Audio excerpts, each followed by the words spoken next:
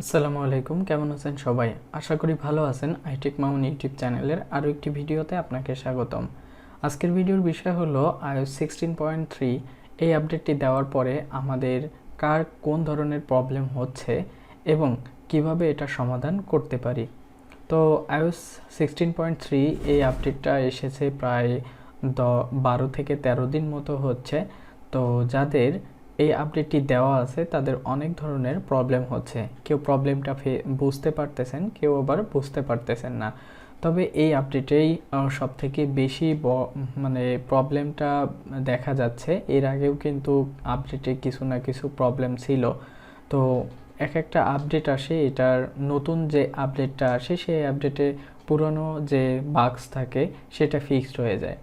তো এই 10 দিনের ভিতরে যে সমস্যাগুলো দেখা গেছে তার মধ্যে একটা হলো হ্যাপটিক যে কিপ্যাড সাউন্ড আছে এটা কাজ করতেছে না অনেকের এই আপডেটটি দেওয়ার পরে। দ্বিতীয় যেটা আছে সেটা হলো ব্যাটারি ড্রেইন হচ্ছে খুব দ্রুত। তো আমিও আমার একটি ফোনে iOS 16.3 আপডেট দেওয়ার পরে দেখি যে সেটাই খুব দ্রুত ব্যাটারি ড্রেইন হচ্ছে। তো এটা আমি সবথেকে বেশি দেখছি যে অনেকের সাথে কথা বলে বা আপনাদের থেকে মতামত নিয়ে তো দেখলাম যে ব্যাটারি ড্রেইনটা ম্যাক্সিমাম লোকেরই হচ্ছে।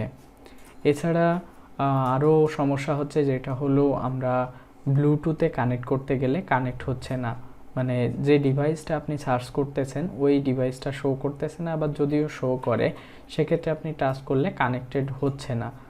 তো আপনার এইটা যে প্রবলেমটা, এটার প্রবলেম সমাধান করতে গেলে নেটওয়ার্ক রিসেট করতে হবে, আর পাশাপাশি আপনাকে ওয়েট করতে হবে। যদি নেটওয়ার্ক রিসেট করার পরে কাজ না হয় সেক্ষেত্রে আপনাকে পরবর্তী আপডেটের জন্য অপেক্ষা করতে হবে। নেক্সট যে আপডেটটা আসবে আমরা আশা করছি যে 16.4 হতে পারে। তো ওই আপডেটে আপনার এই সমস্যার সমাধান হবে। আর ওয়াইফাই সমস্যা হচ্ছে, অনেকের ওয়াইফাই কানেক্ট হচ্ছে আবার ছেড়ে দিচ্ছে। অনেকে এই প্রবলেমটার কথা বলতেছেন, আবার অনেকেই ভাবতেছেন যে এটা তাদের নেটের প্রবলেম। অ্যাকচুয়ালি তাদের নেটের প্রবলেম না, এটা এই আপডেটের প্রবলেম। এই আপডেটের কারণে ওয়াইফাই কিছু সময় পর পর ছেড়ে দেয়, মানে লং টাইম ধরে স্টে করতে পারে না। সো আমাদের যাদের ওয়াইফাইয়ের প্রবলেম হচ্ছে আমরা সেমভাবে নেটওয়ার্ক রিসেট করব, পাশাপাশি আমরা ওয়েট করব। যদি কাজ না হয় সেক্ষেত্রে আমরা পরবর্তী আপডেটের জন্য ওয়েট করব। এছাড়াও অনেকের নোটিফিকেশন আসতেছে বাট ফোনে সাউন্ড হচ্ছে না, এই প্রবলেমটাও পাওয়া গেছে। তো যারা এখনও পর্যন্ত এই আপডেটটি দেন নাই তারা এই আপডেটটি তাদের আর দেওয়ার দরকার নাই, যেহেতু আমরা প্রায় 8-10 দিন বা 12-13 দিন মতো ব্যবহার করতেছি, এর ভিতরে অনেক ধরনের প্রবলেম পাচ্ছি। তবে আপনি যদি মনে করেন যে না, আমার যে কোনো প্রবলেম হোক না কেন আমি এই ফোনটা আপডেট করব, সেক্ষেত্রে করতে পারেন, আমার বাধা দেওয়ার মতো কোনো কিছু নাই। তবে আমি আপনাদেরকে সতর্ক করছি যে আপডেটটি আপনি দিলে আপনার ফোনের সমস্যা হতে পারে, সেই আপডেটটি দেওয়ার দরকার নাই। আমরা সাধারণত আপডেট দিই কী জন্য? আমাদের ফোনে যদি কোনো সমস্যা থাকে সেটা সমাধান করার জন্য। এখন আপনি সমাধান করতে গিয়ে যদি কোনো প্রবলেম ফেস করেন তখন তো আরেকটি বিপদ। তো যাই হোক, আপনারা চেষ্টা করবেন সঠিক নিয়ম মেনে আপনাদের আইফোনটি আপডেট করার জন্য। আমরা কি করি, আমাদের ফোনে কত পার্সেন্ট চার্জ আছে এটা দেখি না, কোন মানে নেটওয়ার্ক কেমন পাচ্ছে এটা দেখি না, ইচ্ছা মতো জাস্ট আমরা ফোনটাকে আপডেট করি। তো একটা পর্যায়ে গিয়ে দেখি যে ফোনটা যখন আপডেট কমপ্লিট হয়ে যায় তখন আমাদের কোনো না কোনো সমস্যা থেকে যায়। অ্যাপল কিন্তু নিজে থেকে যে আপডেটটা দেয় আমাদেরকে অফিসিয়ালভাবেই, এটা কিন্তু তারা আগে তাদের কাস্টমার বা তাদের যে ফোনগুলো আছে সেগুলোতে আগে তারা পরীক্ষামূলক যাচাই করে। তো যাচাই করার পরেই কিন্তু আমাদের কাছে এই আপডেটটা দিয়ে দেয়। তো আমরা এই আপডেটটা যখন দিই তখন দেখি যে অনেকের ভালোভাবে রান করতেছে, আবার অনেকের প্রবলেম হচ্ছে। তবে যাদের প্রবলেম হচ্ছে তারা ঘাবড়াবেন না, ব্যাটারি ড্রেইন স্বাভাবিক বিষয় না।